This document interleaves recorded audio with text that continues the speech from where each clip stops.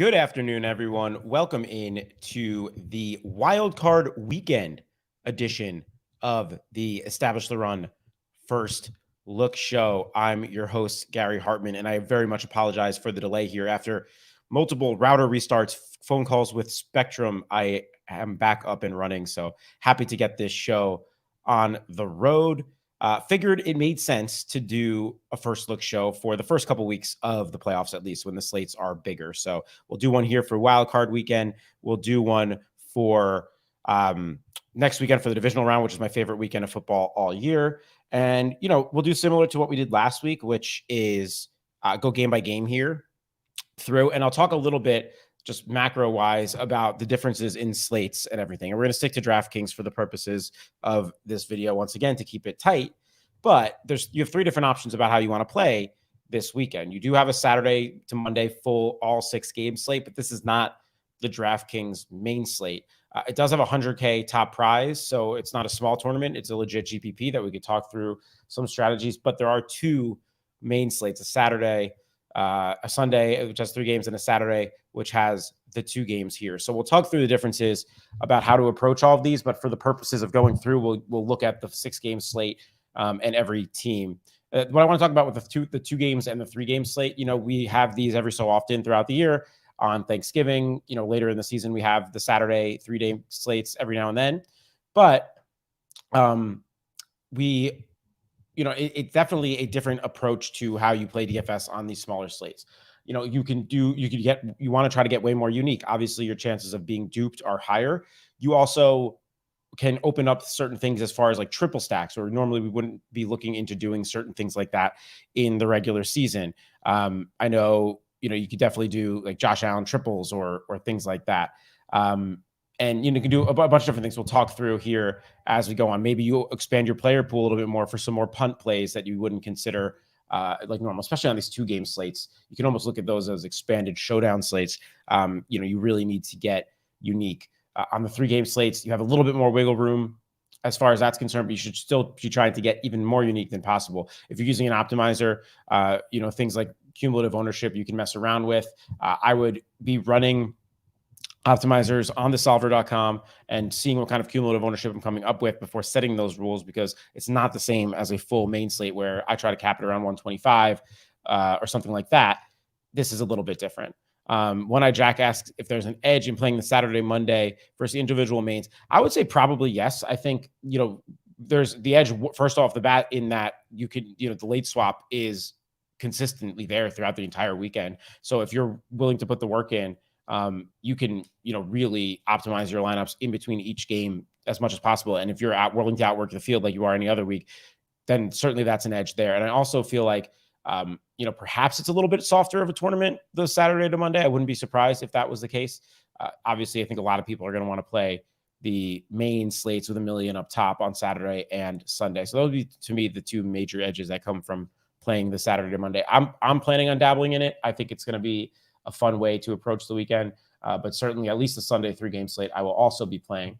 But, all that being said, and feel free to ask any other questions regarding, just macro stuff or slate stuff here. I'd be happy to try to answer them.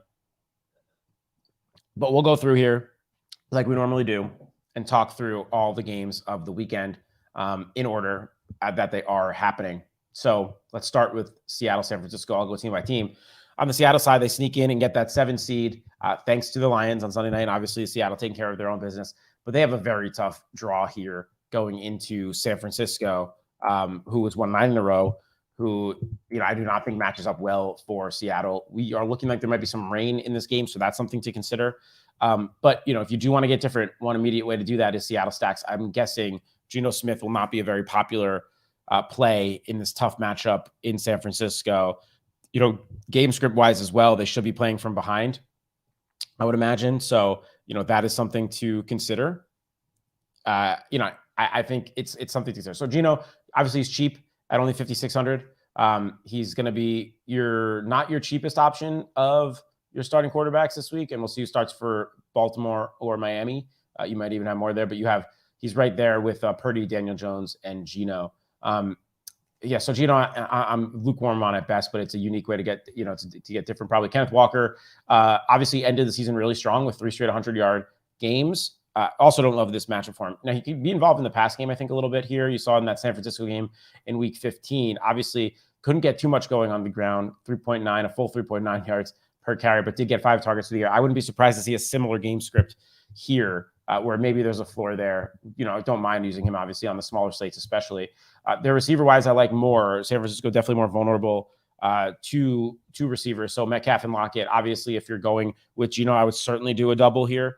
I think the only way he gets there is through a double, and I would probably be doing the traditional double, the Metcalf Lockett. We've seen it work a handful of times.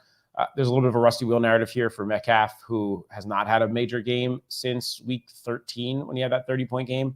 And the targets have still been there. So, I don't mind him. Lockett looked pretty much fine from the finger stuff this past week. So that's something that's good. Obviously, he's cheaper. He's only 6,000 here. Did find the end zone.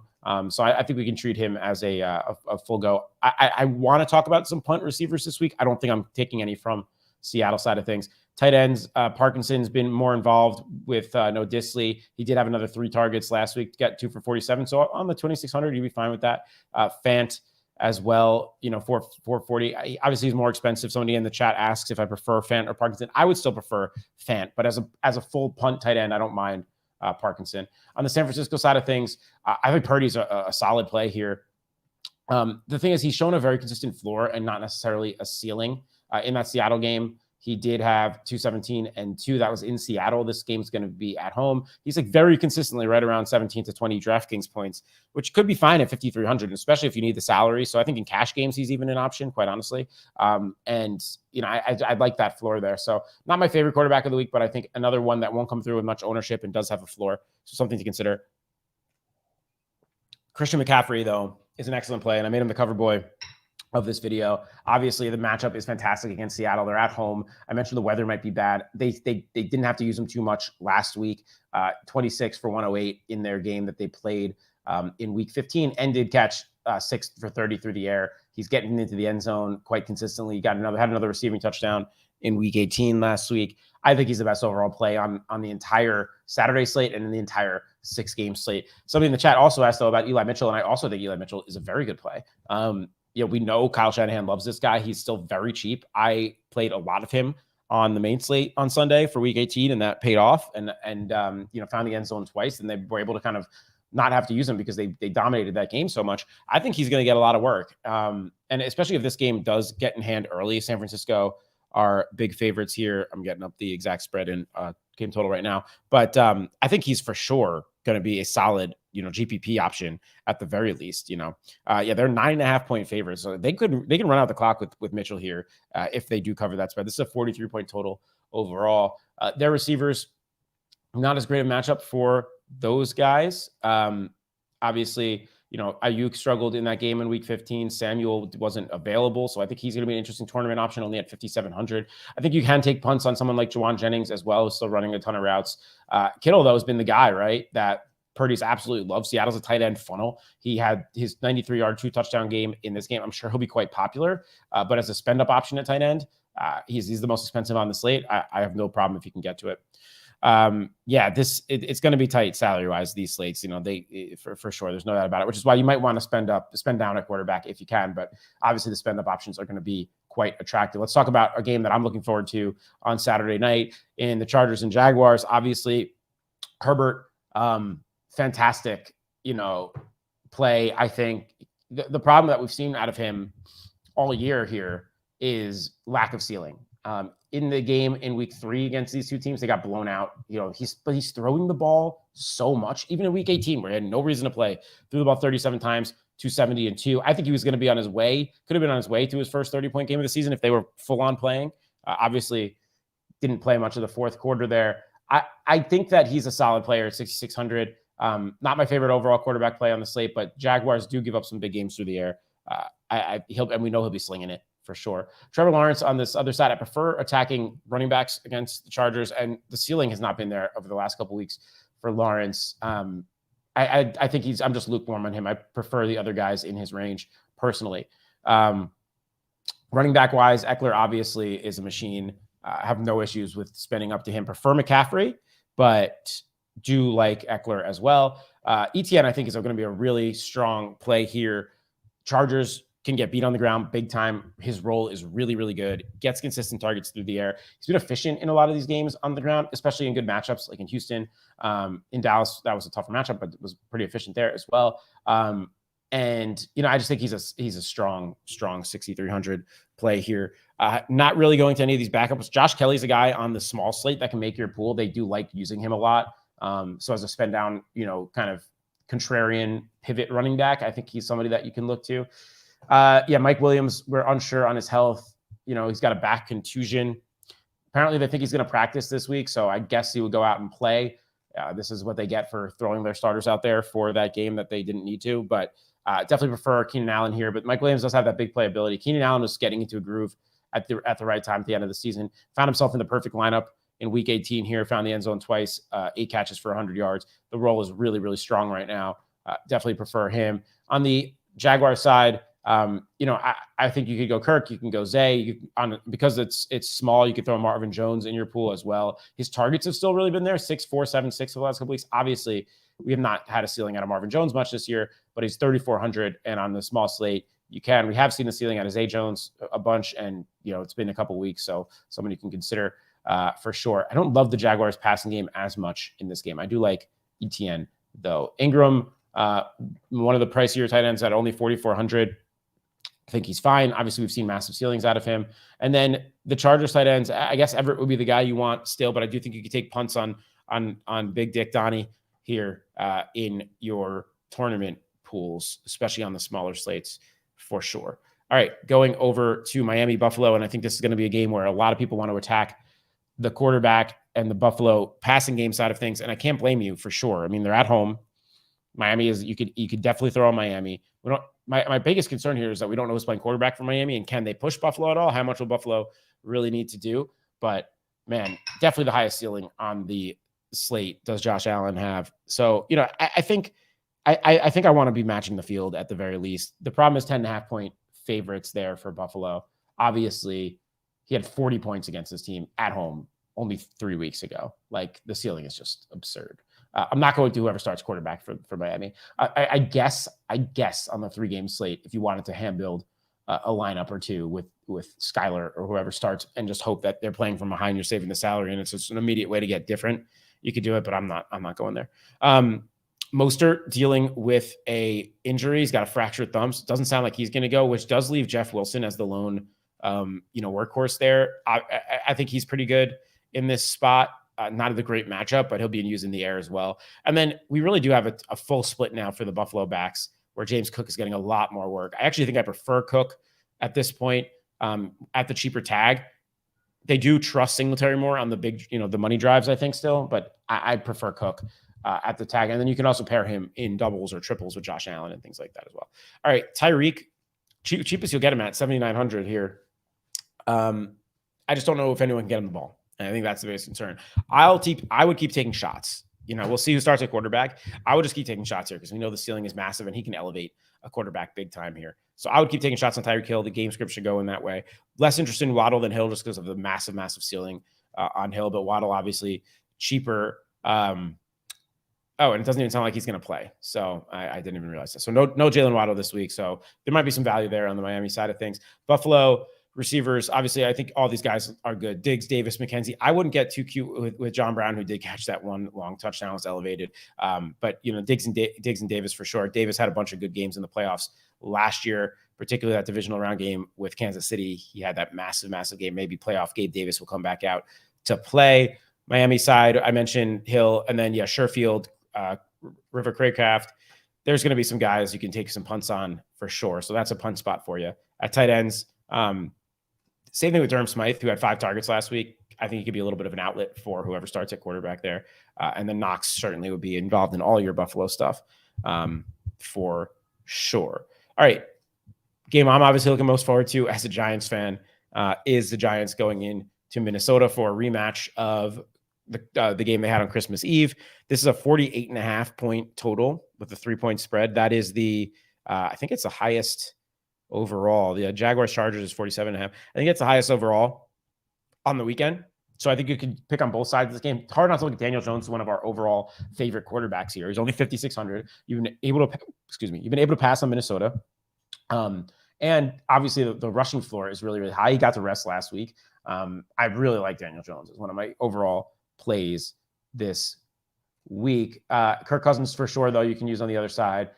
Did have 24 points. The Giants will be as healthy as they've been on defense, so they'll get a Dory Jackson back, Xavier McKinney. I do prefer the Daniel Jones side of things, but if this game plays up, I think both quarterbacks are viable.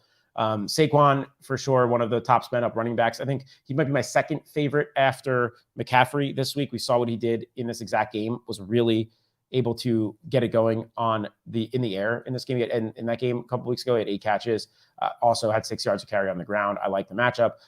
Dalvin is a fine play, I think.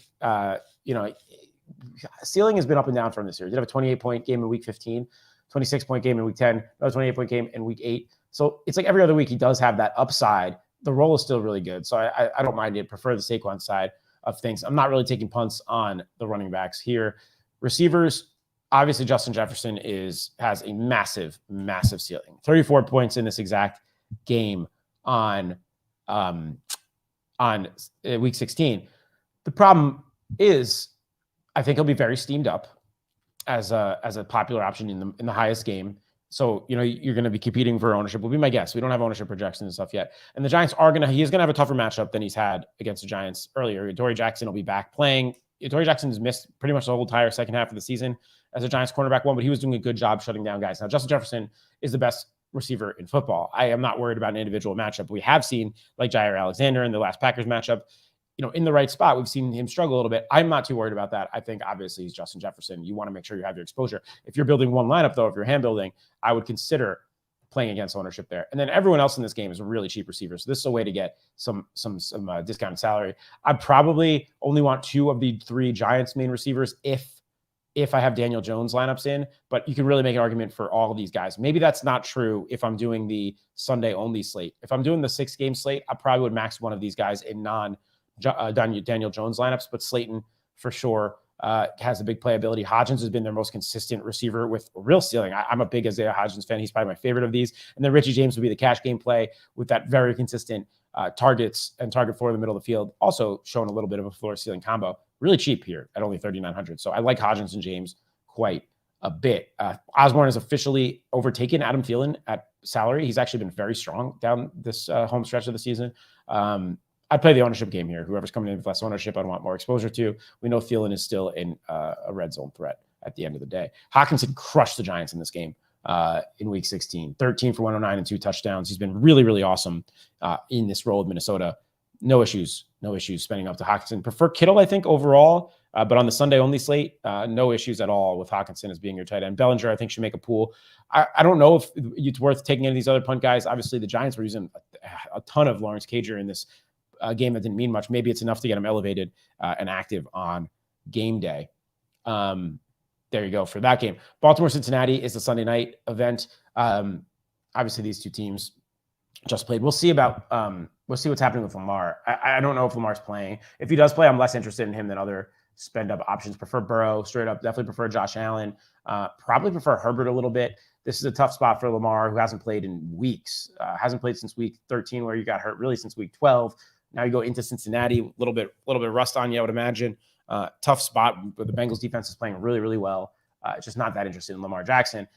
Burrow, though, I do think is a very good play. You've been able to pass on Baltimore this year. I like Burrow. Less interested is overall in the running backs in this game.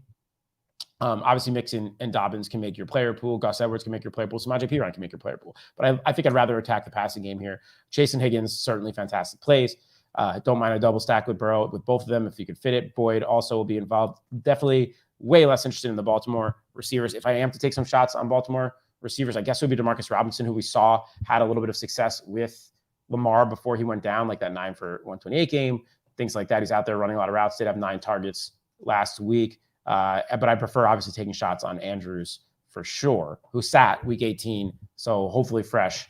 Did have a big game with Huntley in week 17 there. Definitely like him either way, if Huntley or Lamar, and prefer him, definitely like him on the other side of Cincy stuff. But definitely you're paying up for it. I think I still, again, prefer Kittle, but on the Sunday only slate, it's kind of a coin flip for hit between him and Hawkinson for me. Likely also a guy that's certainly a make your player pool.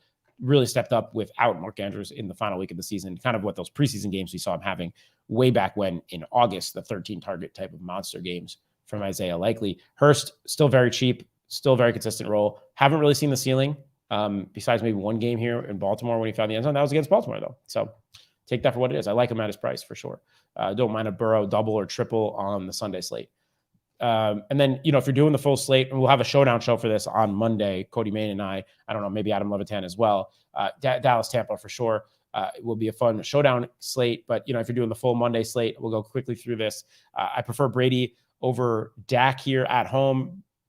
We saw only 2 weeks ago Brady have that 400-yard, 3 touchdown. Dallas just did not look good in week 18. I think they were thinking ahead. So not the best matchup for either of these guys. I'm probably, if I'm doing the 6-game slate, not leaning into these stacks too much and maybe leaning more into the individual pieces. Both teams have a very good run defense. I guess Pollard and one of White or Fournette would be my favorite with the pass catching involvement. Definitely not into Zeke here against a tough Tampa Bay front where you really need him to find the end zone at least twice for viability on the full game, 6-game slate. Obviously, showdown will be completely different. We'll talk about that on Monday afternoon.